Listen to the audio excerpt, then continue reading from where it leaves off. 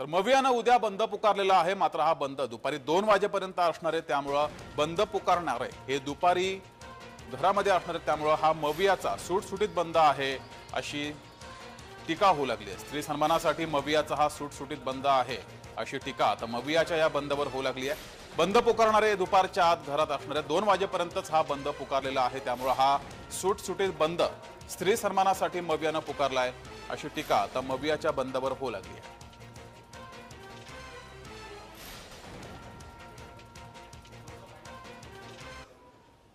जसं आजपर्यंत आम्ही बंद करत आलेलो आहोत, उद्याचा बंद हा महाविकास आघाडी आणि महाविकास आघाडीच्या मित्र पक्षांतर्फेच नव्हे तर सर्व नागरिकांच्या वतीने आम्ही करतो।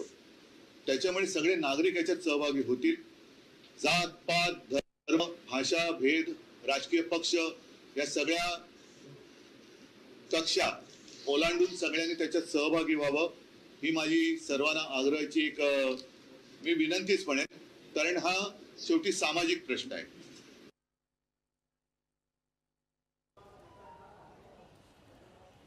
अधिक माहिती घेऊया, आपले प्रतिनिधी महेंद्र जोईल आपल्या सोबत जोडलेत। महेंद्र, मवियाचा बंद आहे उद्या, मात्र हा केवळ 2 वाजेपर्यंत असणार आहे, त्यामुळे सुटसुटीत बंद पुकारला गेला अशी टीका होती आहे।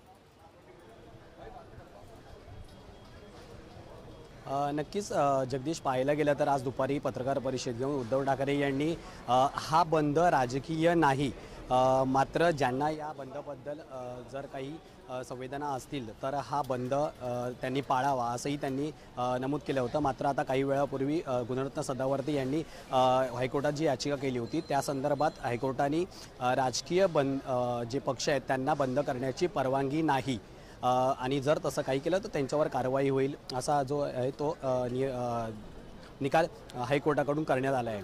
जगदीश जी, धन्यवाद महेंद्र दिलेल्या माहितीबद्दल। तर या घडीच्या मोठी बातमी ही समोर येते आहे।